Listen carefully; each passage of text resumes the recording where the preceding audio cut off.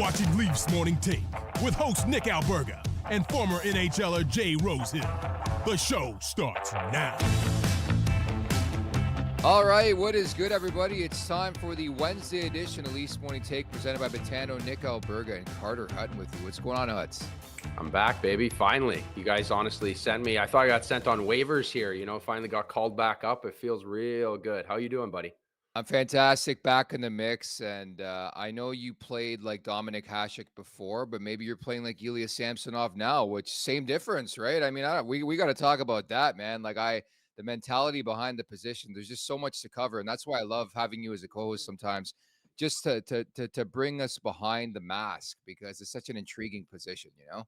Yeah, it's tough, right? It's one of those ebbs and flows, right? When you're feeling it, it's not easy. You get into this state where it's like the games just keep coming, the saves are made. It's easy. But when you are fighting it, and we saw it firsthand with Samsonov there the first half of the year, and it's tough to watch and you feel for the guy, but it's nice to see him back and it's nice to see the support he's received. He shows that human side of it, and the fans have really got behind him, which obviously I love. It kind of hits my heartstrings here for sure. Yeah, definitely. So lots coming on the show. You see the title of the show, very, very goalie-centric. Tough weekend, I would say, for goaltenders, right? The All-Star weekend. I'm sure you've talked to some guys who have been All-Stars who are goalies. I'm not sure they're crazy about it, right? Yeah, it's one of those things. It's like a great honor in the sense of, you get named to the All-Star game, but everybody knows it doesn't tend well for a goalie, right? It's not built for them. It's built for some excitement. And they've tried to make this All-Star game work. And it seems like, they've gone back to the draft this year and they're always trying to find the right formula, but it seems it's always hard to get guys to really buy in and play super competitive when nobody wants to get hurt and nobody wants to be that guy that tries a little too hard. Yeah, I feel for the attendees, man, especially when you have literally the best players on the planet in front of a big audience, a crowd, people watching on TV, and their goal is to embarrass you. Hate that. And that's why I think guys, just don't try. And that's why in the past, the skills competition, the All-Star game hasn't been as good as you probably want to see, but we'll see what's in store for here in Toronto. I can tell you Seagram's VO Select Canadian Whiskey is on board, artfully blended and impeccably crafted. Make it your very own in partnership with the 2024 NHL All-Star Game. Leafs Morning Take will be live on location starting tomorrow and also Friday, February 1st and 2nd from the Seagram's VO Whiskey Studio at Sponsorship X. Seagram's VO Select is currently available in select LCBO stores in Ontario. Please enjoy this commercial. My family's very own whiskey, barrel-aged and set apart, marked with VO, artfully blended, impeccably crafted, as a wedding gift to my son, for the bride and groom. And now, over a century later, from our very own family to yours, a legacy rooted in whiskey. Seagram's VO, growing deeper, reaching out, raising a glass to your legacy. Seagram's VO, make it your very own. Hut's looking forward to that and looking forward to today's guest. Minutes before we came on air, we did a really, really splendid interview, I thought, with Eddie Belfour, Maple Leafs great hockey Hall of Famer. Yeah, obviously it was cool. For me, an honor, one of these guys that paved the road for the next wave of NHL goalies. And honestly, just a competitor, like you think back about his career and some of the stuff and, he said he did, he wore it on his sleeve and I respect him for that, late in his career, getting to be a Leaf, playing a lot of games, even like buzzing through his numbers and looking on Hockey DB and like track. I'm like, man, what a workhorse, right? Like 70, a lot of seasons with like over 60, just under 1,000 games, what a great guy and really cool to see him open up and how he's still connected with the game and, what he did as a goalie to improve and just honestly, for me, like really, really cool moment getting the chance to interview him. Very nostalgic, and he had some really cool stories, including looking back at the time he signed with the Toronto Maple Leafs, and it didn't look at the time, the day before, that he was going to be a member of the Leafs, and that story's coming down. Eddie Belfour in about 20 minutes from now at the Leafs Nation 401 on YouTube. If you're watching right now, pound that like button, subscribe at the Leafs Nation 401, Leafs Morning Take, wherever you find your podcasts as well. Leave us a 5-star review, and I know a couple of you have done so in the last couple of weeks, so appreciate that. Brought to you by DoorDash. It's time for the appetizer. For a limited time, our listeners can get 25% off, up to $10 in value and zero delivery fees on their first order, $15 or more. When you download the DoorDash app, enter code NATION25. That's code NATION25 in uppercase. 25% off your first order with DoorDash. Offer valid in Canada, subject to change. Terms apply. So a big focus clearly of this show will be goaltending. I think it's perfect with Eddie the Eagle coming on and obviously having you to lean on. Ilia Samsonov, man, since returning 3-1-0, 1.48, 939, one shutout. What's your level of confidence with this guy right now? Good, really good. Numbers aside, like throw the numbers out the window, in my opinion, it's like the eye test for me, right? Because there was times early in the year where he was winning games and he was getting by and it was ugly. It was tough to watch. He was overplaying pucks. And even after the Seattle game, I was still a little suspect, not a lot of work. But then he's been this Winnipeg game both games were awesome. Just steady, compact, moving well. The Samsonov we saw last year, even like a few saves where it's like he's just his positioning and smart reads and his confidence is there, which is nice to see because it's something you need moving forward, right? And Martin Jones has done a great job. He's come up. I know he started to struggle a little bit on, but like this is a better situation where you can have him, Samsonov playing it. He's the guy that can bring you to the promised land, right? He's the difference maker. He can go out there and steal you a game and make a difference in the playoffs. So it's nice to see him finding his game back. And even honestly, I know the break's coming right now, but it's almost better for him. Like get away a little bit, reset. Now get ready for a big second half here. So you think that's what it is, right? Because we were mulling that over the other day. Like, does this benefit a guy like Ilia Samsonov, who's one of the hotter goalies in the league right now? I know it's a small sample size, but the way he was playing, the confidence, you think it will benefit him getting a couple days off here? Yeah, I think so. I think being Yeah. wound so tight for so long, when you start thinking about like, you're not worried about next week or the week after necessarily. You're worried about making a playoff push. So I think just this little reset will be okay. He obviously what he did with that reset has helped a ton too. So now he has a skill set of like, okay, this is what I need to do to define myself, how I need to play, what I need to do. And that prep work is set. So now when he steps back in there, everything's ready to rock. And I think just a little extra time to get the body ready. And obviously talking to Eddie, he mentioned something there you'll hear earlier, like setting himself up for a playoff run. And that's what Samsonov needs to do. And that's what this Leafs team needs to do. Yeah, it's very Toronto too, in the fact that like if you were to ask me 3 weeks ago who the number one guy is, I would have told you somebody completely different. Like we've talked ad nauseum about all three guys already this season, and now it's like it seems like Martin Jones is in the periphery, right? Like Samsonov plays as long as he keeps winning, right? And Joseph Woll's not too far away, you would think, from coming back, and all of a sudden you start to wonder about the future of Martin Jones with Toronto. Like it's crazy how quickly things can change in this market, eh? Yeah, it's nuts. It's one of those things where you can never have too many goaltending, but at the same time, it's such a, what have you done for me lately position, right? And it's something that I've been humbled by a lot of times where it's, I'll play really good. I remember one time I was on a road trip. I shut out San Jose on Friday. I played Saturday back to back, gave up one.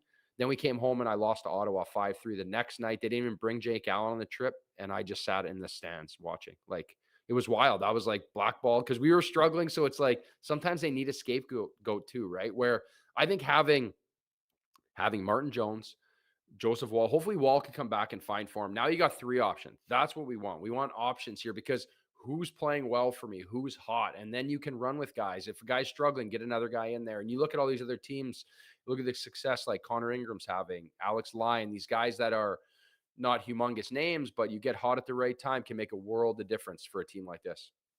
It's fascinating too, right? Because we see more than one team now in the league employ a three-goalie system. You just talked about it. I don't think it's a good idea for a team like the Maple Leafs. I think you're going to get the question more often than you already do about who's starting the next game. Would you even think about that type of scenario once Woll comes back? No, I think you got to see where Woll's at, right? You need a measuring stick, because the ankle is no joke, right? So you hope for him to be healthy and come back and regain that form, but it's going to take a bit. I don't know if that's a conditioning stint or what it does, but in the interim, we got to keep Samsonov moving forward on the up and up, right? Like that's the main thing. We don't need any bumps in the road like he had in the first half. And for Martin Jones, he's a veteran guy, so if he's not playing minutes or he's been in this role before, he understands it. He's not going to bitch and complain. He's going to come to work and he's going to be a pro, right? He's been doing it his whole career. And he's a guy that I think with rest, managing his minutes, when he does get chances to play, he can come in and be helpful for this team, win games when you want to give Samsonov or Woll a break, if, depending on how this dynamic sets up here as we move forward. But also too, like the last couple weeks has given you focus. Like anything can change and happen with a whim. I mean, an injury, a trade. I mean, anything is possible, as we know in this market. So something to document at the very least. This segment is brought to you by Charm Diamond Centers. Get custom ring building delivered in less than 4 weeks with the Charm Masterpiece program and an unbeatable, pricing policy. Don't pay until 2025 with their instant in-store financing, OAC. The trade deadline, Huts, is a big topic of conversation on this podcast as well, and certainly a lot of time between that, but it's coming quicker than you think. March 8th. How do you feel about this team? Do you think they should look at really adding, or do you status quo? Is there something around the edges here? I think there's got to be some sort of an addition, right? Like you think about these guys that they've, we're going to try to run it back with the same thing, get the same results, which I struggle with without adding a D-man, without adding some depth. But at the same time, it's that risk of throwing the baby out with the bathwater, right? You want to move somebody, but are you going to get rid of a prospect that has a ton of future? That's my take with this team, right? What have they done that's going to make the difference? And for me, it comes down to this core four too. Like, I don't know who you move or what you can make happen, but I just don't see with this heavy front loaded offense, where you're going to win and what is going to happen. It just seems like the same thing, right? I heard Rosie's rant and I really enjoyed it.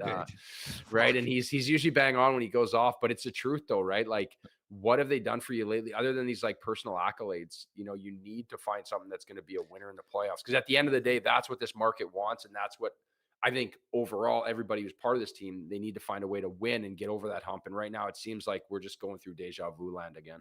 We have a playlist called Rosie's Rants, and if you haven't checked that out, I don't know what you're waiting for. And it was like a come to God moment for me yesterday. I was editing the show, and I'm like, I just remember vividly this rant he went on yesterday's show where I just sat back. It was just one of those moments, 3+ minutes. And I was reading the comments, which I don't normally do, but a lot of people were bang on.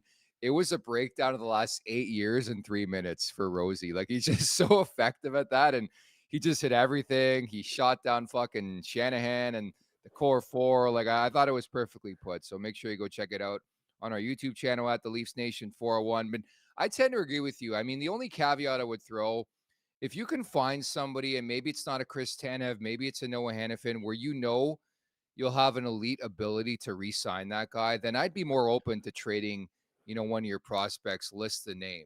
I think currently constructed, you look at the names out there, there's not really somebody out there where I'm like, wow, they got to get this guy because he's going to be a pendulum swinger for this team. Ultimately, I think if it makes sense, and they obviously have to be feeling this way, you would have to, I would be open to anything. I mean, never say never. It's not like the Leafs don't have the talent to go far, right? It's all about putting it together.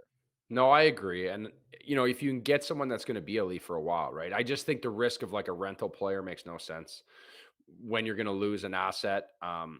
For me, the biggest worry, truthfully, is when we talk about structure and we talk about the way they play, and then we talk about the back end. Those are the big, glaring problems for me, in my opinion, because the run and gun is I just don't believe this is going to be the way the playoffs are played. I know, you look at Vegas, everyone wants to be Vegas now, right? And the year before, everybody wanted to be whatever team wins the cup. That is where our identity is trying to be in this copycat league. But at the same sense, it makes a lot more sense to build from within, find these guys, have a guy in the system you can develop, because when you start trying to trade for guys or just buy guys in free agency, that's when obviously, the bill goes up and they're in the situation they're in, paying these guys way too much money, I think. So it's going to be tough. They're a little bit handicapped, but at the same time, it goes to show you that the goaltending, when guys get hot, it doesn't really matter how you play, you can be a difference. So the impact goaltending has on games.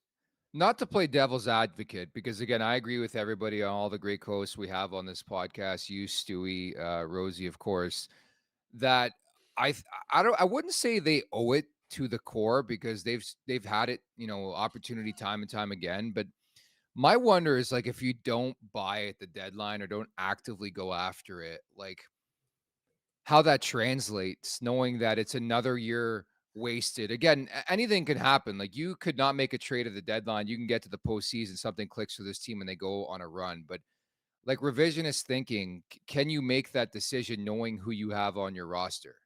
Yeah, I know. I think you have to make that decision. They got to do something, but you also see some other teams that have really good teams already that are built, that are winning. You look at Boston last year, they add a few pieces, then all of a sudden they lose in the playoffs too. Exactly. Does that mess with the core, with the rhythm? You have things moving in the right direction, which is tricky, right? That's always the one, it's always going to be hindsight, right? You look at there's so many different situations. I always remember the Ryan Miller trade, which is like that huge trade, right?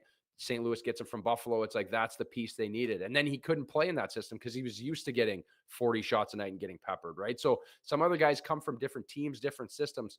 Can they get up to speed and can they gel in this thing, which is always tricky, right? Because a lot of guys been playing on the same line all year, and then you sub a guy out and it throws the whole feng shui off.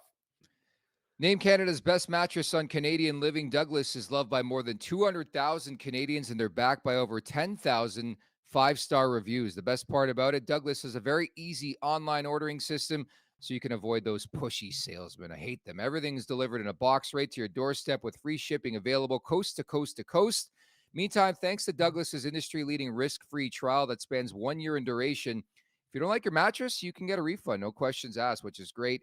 Every mattress order comes with a free comfort sleep bundle, 2 memory foam pillows with pillow protectors, 1 luxurious cotton sheet set, and 1 mattress protector. That's $650 value, yours free when you order a Douglas mattress now. And we have our own link too. Order today at douglas.ca /LMT. That's douglas.ca /LMT. And many thanks to our new friends over at Douglas. And I'm happy you brought that conversation, because everybody wants to talk about goaltending in the regular season. Now is not the time. Like, I think history shows if you go after a goalie right now, it's probably not going to work out. It has to be an offseason move, no?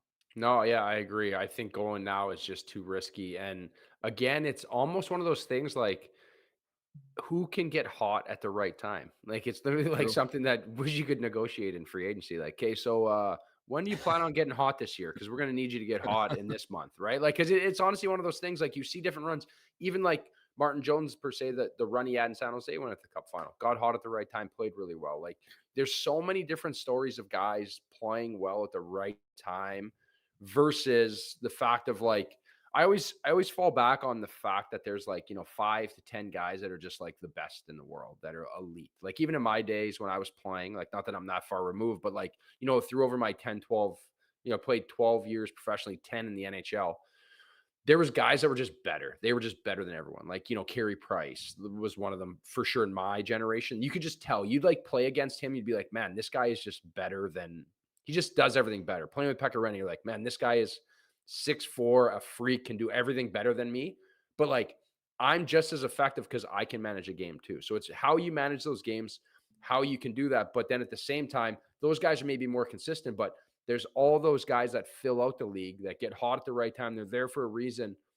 Man, anyone can win with those guys. And it's just a matter of getting it going at the right time. So Daily Faceoff's Matt Larkin put an article yesterday highlighting 4 teams that could make sense for Jussi Saros if and when the Preds trade for him. Like, he has to be a great candidate for the Maple Leafs, right? Like, he's 28, 1 year left at $5 million bucks. I don't know where you stand, and you obviously have the affiliation to that market in Nashville, but I think this guy instantly solves your goaltending issues for 3 to 5 years, assuming you can re-sign him after next year. Like, I think if there's anybody of the echelon of a Jussi Saros available, the Leafs have to at least be picking up the phone and making a call, no? Yeah, I think so. UC does everything right. He's so consistent. He's so robotic, but he's so athletic. He's undersized, but at the same sense, this guy has a lot of NHL pedigree. He's played a lot of good playoff games too, where a lot of times he's getting Nashville. He hasn't had a great season comparatively to what he did last year, but he is a guy that can be a difference maker. He's an all-world goalie, and I love UC Saros. I love the way he carries himself, and I feel like with his experience and his demeanor and the way he handles himself, he's built for this Toronto market, right? He's already got a little bit of thick skin and he can get the job done there.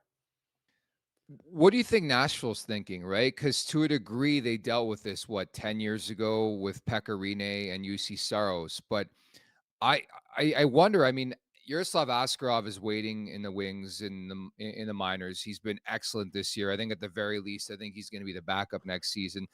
But obviously, there's a variety of factors. So like July 1, they can talk extension with UC Saros, but who knows where his head's at? And on top of that, what do you think a guy like Saros commands on the market, on the open market too?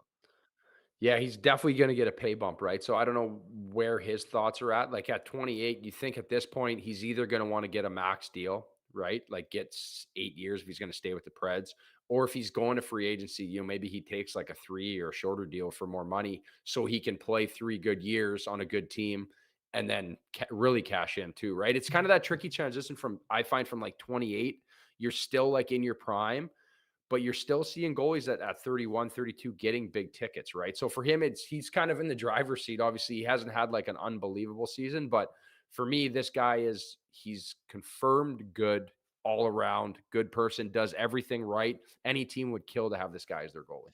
Well, Hutz, am I crazy in thinking that like a guy of this status becomes available? Like every team who doesn't have a bona fide stud, like this is me talking from a point where I know Joseph Woll's in the mix, and I know we believe in Joseph Woll, and it seems like he has a bright future. But if you're talking to me and say, hey, we can upgrade at the position, and it won't be a topic of conversation for X amount of years, like I'm at a point where I'm open, I'm willing, if I'm Brad Treliving, to talk anybody on that roster. I don't care if it's the core four. I don't care if it's a prospect like Easton Cowan or Fraser Minton. I think all hands on deck. I'm so tired of this conversation in this market. Now, granted, would you be shocked at all if they acquire a UC Saros and he stinks up the joint in Toronto? Probably not. But I think it's a good gamble to take, in my opinion. Yeah, I think he's the sure thing, right? Especially like, not that Joseph Woll has been great, but like you think about his injuries, he's been hurt a lot, and he still really doesn't have that. Like, he's finally got the keys to the castle. He gets hurt, kind of an innocent play. I feel for him, right? Does he get back to form? Or are these injuries something that's going to go on forever? Where UC's played a ton of games, right? You think back to the Leafs when they've had sure things, right? You think back to, like, we talked to Eddie Belfour earlier, Curtis Joseph, these guys that were like already established. They've already got that demeanor to play in the NHL. The market's not going to totally mess them up. So I think he would be the sure thing, right? And I agree with you. Like, I feel like every team that doesn't have their guy, or, you take out Winnipeg, you take out Vasilevsky, Demko, these guys that are bona fide starters in different markets. If you're in the market for a goalie and UC Saros is available, you're definitely, you're talking to him. You're trying to figure out if there's some deal that can get worked out. Mitch Marner for UC Saros. How do you feel about that? Totally fine. Totally fine. Wouldn't sweat me one bit. I don't know, because Mitch Marner's going to want so much money. And I think at this point, like, what is he going to do that's going to help this team move forward to win?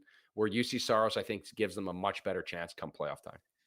My concern too, like if this name does come out there and we're just speculating, I mean, there's been back and forth, and Barry Trotz, the GM in Nashville, has done a good job of sort of hiding and not really showing his cards. But like, I think people have to comprehend, and you're perfect to tell us this, like this guy is a legit elite netminder in this league, right? Like, where I think his value, I wasn't kidding with that request. Like, I think his value is that high that, Nashville could be asking for the world, and understandably so, no? Yeah, I think so, because I think they're going to lobby teams against each other and get it moving that way. And I think he's worth it. He's one of those guys. When I was in Nashville, so I had a 2-year. I was on a 1-year two-way deal. Then I played the full season. Then I got a 2-year extension. And after that deal, they were trying to re-sign me. And UC Saros was coming. He had been in the minors, and they were like, "Hey, I wanted a 2-year deal because I played well. I wanted term. I was always wanted term because I knew, like, if I got term, I was going to be safe." And I remember the goalie coach having a conversation with me one day, and he was just like, "Why do you want 2 years?" I was like, "Because I want the protection." He said, "Well, take 1 year, get as much as you can, because UC's coming. They're going to try to get rid of you anyway." And I remember that was when I left and went to St. Louis because of that conversation. I was like, and he was so good. I had been with him. He was like a robot. So it was like the writing was on the wall for me when this kid was coming. It was time for me to get out. And everyone always had that knock, like what he could do at the NHL level at his size. And he's proven it, he can get the job done. Dude, it's just so frustrating being in Toronto. You look at that franchise specifically, know to churn out defensemen and goalies. Like, you go from Rene to Saros to, I guess, Askarov now. I mean, I mean, there's still fair to question his career, but I mean, he is trending upwards. It really is an embarrassment of riches, and it's so hard to quantify why that is the case in Nashville, that they've done just a great job on the back end and obviously in the crease. Yeah, obviously you have Pekka Rinne, a guy who's a lifer, right? I think he was a 6th or 7th rounder too, right? So it's one of those things where Yeah. they find a way to get good goalies, and not putting myself into that category, but it was a good kickstart for my career. And I think having that good back end has always helped too. I think they put a lot of, Mitch Korn was there for a lot of years, and I think he built a great foundation. Benny Vanderklok came in and has done a great job. Good friend, good person, a guy that works hard. And I think just management with Poyle, and now obviously staying in that tradition. They have, Barry Trotz there now. And I think they've built a great culture, which, at that point, you have a good system, you have good scouts, and they find a way to really grow their prospects, especially in net, which is really hard to come by, because when you start shopping on the free market, you're paying top dollar. Yeah, go ask the Ottawa Senators, Eunice Corpusalo. That contract is stinky, man. And I got to give some love. I know people in the chat, producer Vic as well, Thomas Vokun. It's a lefty sandwich. They're going to go Vokun. They're going to go Rene, obviously Saros, and then Askarov. We do love our lefty netminders here on the podcast. Meantime, the following interview is brought to you by our friends over at Battlegrounds Axe Throwing. Unlock the ultimate birthday party, team building event, or have a great date night with your significant other. To find a location and book an outing today, go to battlegrounds.com. That's BATLgrounds.com. Without further ado, again, we caught up with Hockey Hall of Famer, former Toronto Maple Leaf, Eddie Belfour. Enjoy. Eddie, what an honor this is to do this with a Hall of Famer and you and a former Toronto Maple Leaf netminder. How are you? What have you been up to? Awesome. Well, thanks for having me, guys. Really appreciate it. Staying busy with Belfour Spirits lately. We're going to get to that. Don't worry. We're going to get to that to wrap this interview. But first and foremost, it's All-Star Weekend here in Toronto. You were named an All-Star a couple times in your career. What did that honor mean to you, Eddie? Well, it's definitely a great time of the year. It's a nice time to get with some of, when I was a younger player, get some of my heroes, Wayne Gretzky and Lemieux and those guys. And, All-Star Weekend, it's a great weekend for the fans. And you get to show off your skills and have a lot of fun and, meet a lot of people, and the fans are right into it. And, unfortunately, it's for us goalies, we get exposed pretty good sometimes. So. Yeah, Eddie, obviously, the All-Star games can be pretty open. And throughout your career, you were a workhorse, right? You played a ton of games, a lot of seasons, even 70 games a year. That's obviously changed. Now they try to have 2 rotations. How did you manage, the body, the mind, especially with All-Star break, right? You weren't getting those breaks. You're playing in All-Star games, and majority of your years, you're gearing up for a big playoff run. Yeah, I was always, an all-around athlete, played a lot of different sports. I did triathlons. I was a great runner, track and cross country. So I was in great shape. I had a lot of endurance. The max VO2 tests, I was always at the top of the heap. And I think that allowed me to recover, from game to game, practice to practice. I just felt fresh most of the time. And, with the competitive nature that I had, you work through the things when you're tired and injuries and stuff like that. Also, back then, I think the schedule was probably a little bit better for us guys. It was spread out a bit more. So in between games, we weren't playing, every second day. The schedule it gave us sometimes 3-4 days in between games. Yeah, we played obviously back to back quite often. But I think the schedule was just a little bit longer. Nowadays it seems like they're playing every second day. And I had coaches that would allow me to have a day off or, take it easy in practice when I was a little bit tired or, played a lot of games in a row. And that makes a huge difference when you have a coach that can do that for you. And so I'm glad you brought that up, because obviously Hut's played in the NHL most recently as a couple of years ago. And the position, even from back in your day, has changed tenfold, where it's like really, really evolved. We're a tandem. It's all about a tandem system. And I was just curious to get your opinion on the way the position has changed. And obviously you're saying a lot of it has to do with the schedule these days, right? It's a lot different, a lot more strenuous than back in your day, right? Yeah, for sure. I think if you can, have a couple of guys that are on the top of their game and help the team win on a regular basis, especially for the first half of the season, and rotate them through that way, they're not going to be as tired going into the second half. I always tried to focus my game, from January on. I was focusing on getting ready for the playoffs. I made sure I had all my equipment ready for the playoffs, make sure that everything felt great and the body was feeling good. I think when you have 2 guys that can play, that's a positive. But at some point after January, you got to pick a date where you're going to kind of go with one guy, because the team has to get used to one guy in the playoffs. When you have a guy that's hot, and I think last year or the year before, was at Boston. They started rotating goalies in the playoffs, and the team has to get used to, the goalie. They play differently sometimes for one guy versus the other, and the whole pregame ritual and the warm-ups, guys get used to doing it a certain way. So at some point, after January, you got to kind of go with a horse, I believe, and you stick with that guy throughout the playoffs. And in the history of the game, it's kind of worked that way for the most part. For me, it worked that way. If I was playing game after game, I got into my rhythm. I could work through things, a lot easier. And you've seen teams that have tried to do it the other way, and come playoffs, it's tough to get through that first round sometimes. Yeah, and sadly, I would say the age of the workhorses is flowing out. I mean, you look at even some of the names at All-Star Weekend, a lot of a different story, with exception, of course, to a guy like Connor Hellebuck. Thatcher Demko is going to be there. Jake Onger, younger type guy, a Russian, and Igor Shesterkin. Do you have some guys you just really enjoy watching right now?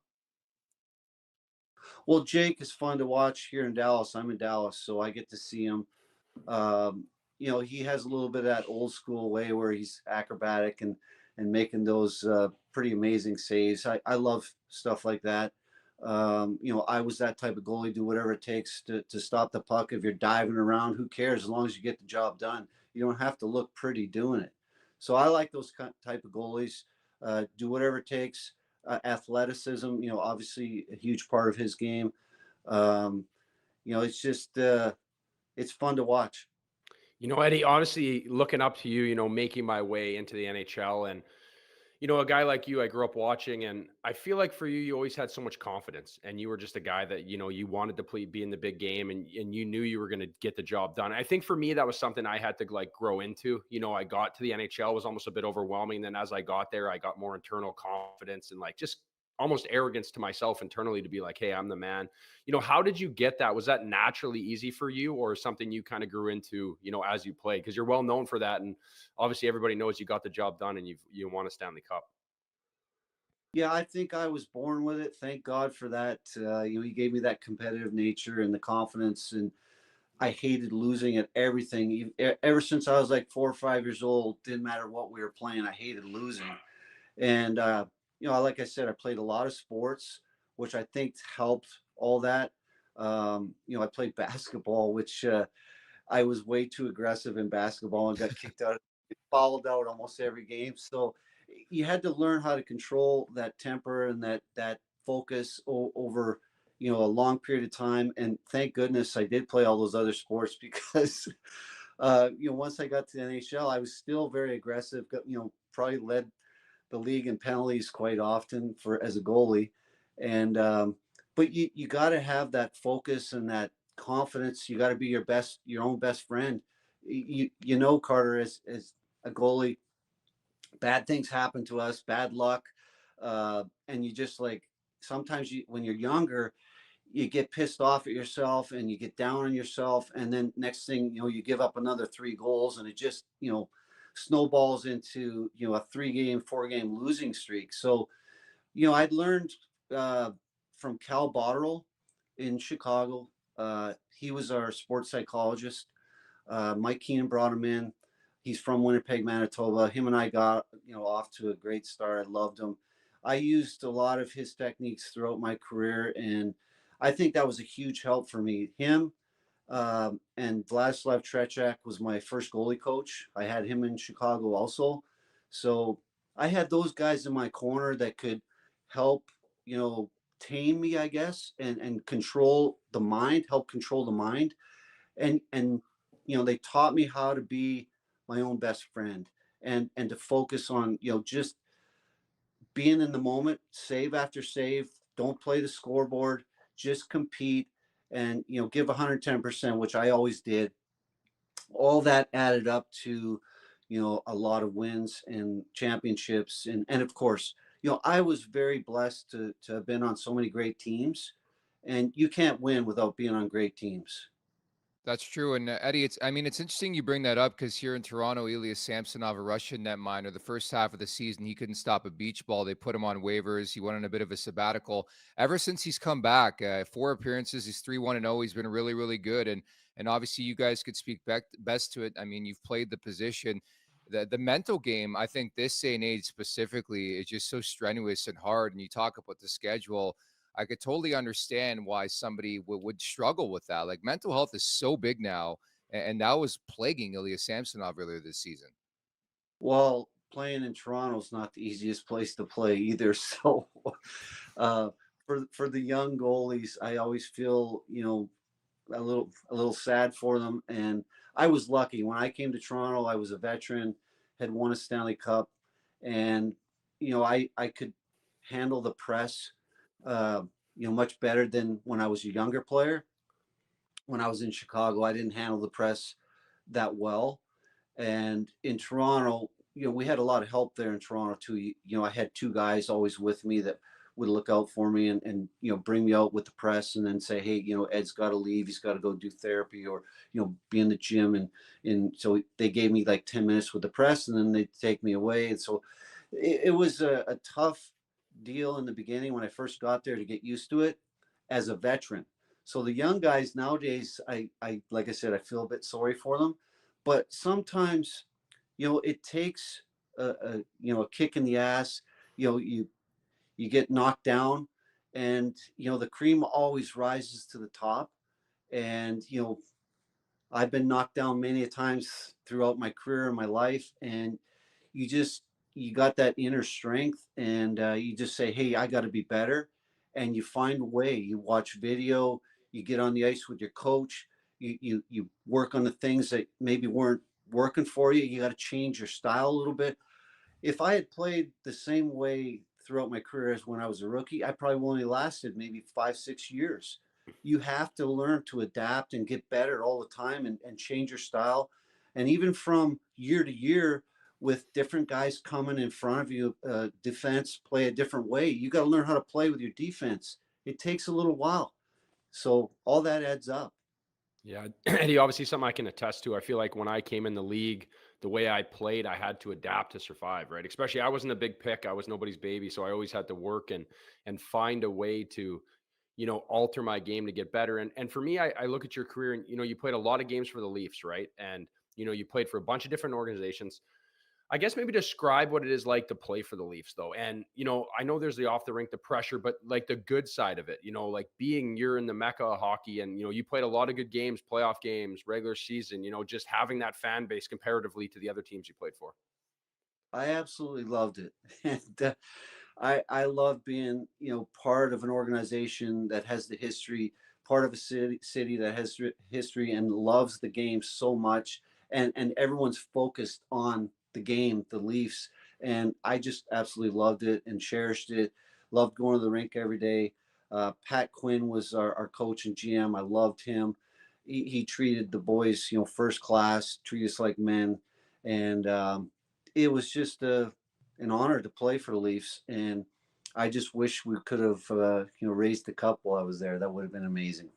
Oh shit, you're saying that it's been like 50 plus years. We're still waiting for that Stanley Cup, Eddie, in this market. It's just every year. But I totally understand that. You talk about Pat Quinn.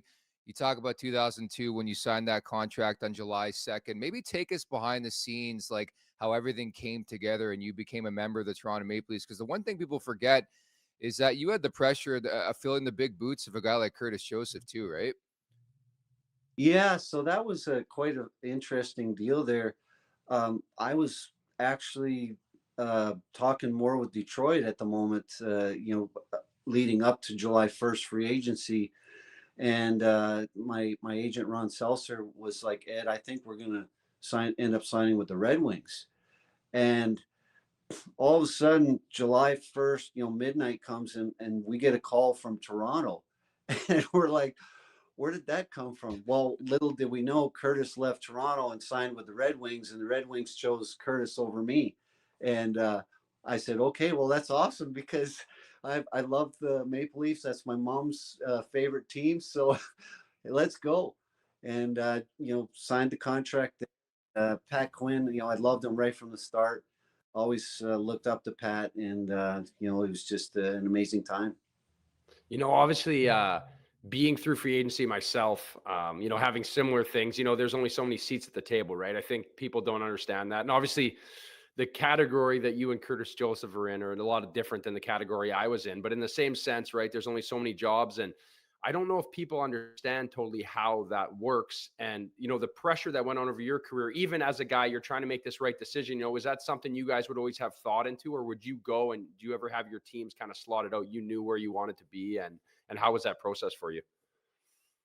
Yeah, so Ron Seltzer, my agent, and Buddy Voth, my manager, um, we would get together and talk about the different maybe opportunities that might be available, leading up to July 1st. And when I was in San Jose, I was traded from Chicago to San Jose January 26th of 97. So I was in San Jose only for about 3 months at the end of the season. And it was a tough go. I had back problems at the time. I think in my second game with the Sharks, I blew out my MCL. So I was playing with a brace and my back was messed up. So they didn't sign me. July 1 was approaching. And we narrowed it down to a few teams. And one of the teams we narrowed down was the Dallas Stars. And again, midnight comes on July 1st, and we reached out to Bob Gainey and Dallas Stars and said, "Hey, we're interested. Are you guys interested?" And so one thing led to another, and I ended up being a Dallas Star and winning the Stanley Cup there. So we did our research. Bob Gainey, amazing general manager, and obviously the history of the Montreal Canadiens and the Cups, and the type of player he was, and you could see what type of team he was putting together there in Dallas, and we wanted to be part of that and be a part of a team that could have a chance to win the Stanley Cup, and that was my dream, was to win that cup. It's really amazing how stuff works out, and I just referenced this market. They obviously have a really good team. They have Austin Matthews. I'm sure you've had a chance to check him out. He's going to be a prolific name here at All-Star Weekend. Willie Nylander's been great. Mitch Marner. There's an embarrassment of riches on this Maple Leafs team. Can you imagine being a goalie facing off against these guys? It's crazy. Oh, they're amazing skilled players nowadays. Obviously, the game is faster. A lot more skill involved. They've created the time and space for those type of forwards to be able to show off their skills. The sticks are so much better nowadays. They shoot, just a snapshot, from these guys is probably 100 miles an hour. So they just rip the puck with a little, kind of like Brett Hull did back in the day. Puck was on a stick and it was, he had that 85 flex and it would just whip off of there so fast. It would definitely be a challenge to play against these guys. I think I would enjoy the challenge. I always enjoyed those type of challenges, but when you got those kind of skill guys, that's an important part to winning, obviously. And I feel like, with us in Dallas, we had Joe Nieuwendyk, we had Mike McDonald, Brett Hull, but we had the other guys that were behind those guys. Carbonneau, Mike Keane, Verbeek. We had a lot of gritty guys, that would go into the corners. Yuri Lettinen, Selke Trophy winner. You got to have those guys to support those skill guys. And when you have that combination of that grit and the guys who play, tough defensively and on PK like we had in Dallas, it allows those skill guys to shine. And that's the really tough thing, I think, in the league to try and create and for the GMs to replicate. But you look at the teams who have won the Stanley Cup, they have both. And great goaltending. Yeah. Yeah, no, I was just going to say, especially in a salary cap world, it's just really, really difficult to do. And we talk about that all the time in Toronto. It's based off the core four and then everybody else. And just finding the depth has been really, really difficult. Lastly, tell us about Belfour Spirits. Yeah, so we make bourbon whiskey and rye whiskey. Rye is my favorite. Obviously, being from Canada, I grew up drinking rye whiskey. So been at it for about 9 years almost now. We're looking forward to coming to Canada. We've been trying to do that. COVID was a tough deal for us. We launched in October of 19 with our products.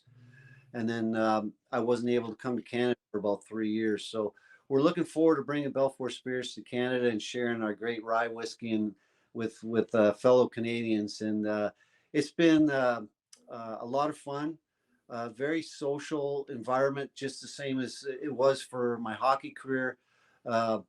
People don't realize nowadays with social media, the guys can't go out and have fun like we did when I was a rookie and a young player in the league. I tell this story quite often. When I was a rookie, first time going to Winnipeg, I grew up just an hour from Winnipeg in Carmen, Manitoba. And all my friends and family were there. And, nowadays you have all these recovery drinks and, Powerades and Gatorades and all that kind of stuff. And after the game in Winnipeg, we had Labatt's Blue and Crown Royal on our table for our recovery drinks. So and you could always go out after the game and have some fun, at the local bar, with the fans. The fans loved being part of the team and hanging out with the team. In Chicago, we had Chili's Chili Bar, and the fans were there. And we'd hang out with the fans. You can't do that anymore. Social media, there's always somebody taking a photo of the guys and posting stuff that 9 times out of 10 isn't true. So I feel bad for the guys nowadays. They can't really enjoy that like I did, but I'm thankful for the opportunities and the fun that the game gave me. Belfour Spirits is that now for me. Like I said, hockey's given me all these opportunities. I love sharing our bourbon and our rye whiskey with my fans, and look forward to coming to Canada, like I said. Well, it's great to see that legendary face, and don't be shy to share that with us as well. Thanks so much for doing this. Yeah, awesome, guys. Thank you for Thanks, having Eddie. me. Hey, go Leafs. Thanks, Eddie. It was an honor. I love the finish there, Eddie the Ego, man. That was really nostalgic doing that interview. Brought me back to like 20 years ago, Yeah, it was cool. He had some good games for the Leafs too. What a competitor! So it was really cool to talk to him. And I actually at my parents' house, there's a photo of Eddie downstairs. It's the Olympic gold medal team for Canada. So he's in the photo and pretty cool. Something we didn't touch on, but what an honor. That's sweet. That's sweet. The Betano wrap-up is presented by Betano.ca. The game starts now, 19+. Please play responsibly. So the All-Star selection draft coming up on NHL All-Star Thursday. The skills on Friday. Who's going to be the last player selected? Or better yet, who is the first player taken by Team Matthews? Is it going to be a Maple Leaf, or would you find money elsewhere? Because I'm looking elsewhere. I think they don't make that decision, man. I don't know if it's Matthews. He might try to buy a goalie. You know what I mean? Something he's been looking for a long time. So I don't know. It'd be interesting if he doesn't take a player. But yeah, it'd be nice to see them playing against each other. No, it's just more so we had this conversation yesterday. I mean, could you imagine Mitch Marner's face if Austin Matthews doesn't pick him first? Yeah, he'd probably be pouting there, and it'd be interesting to see it. I remember Phil Kessel taking so much heat going last, so it'll be interesting to see who gets drafted where. I like the draft; it's fun. There's no harm, no foul. It's all good, and it especially spreads it out when you're used to seeing guys together all the time. You get to see a different dynamic.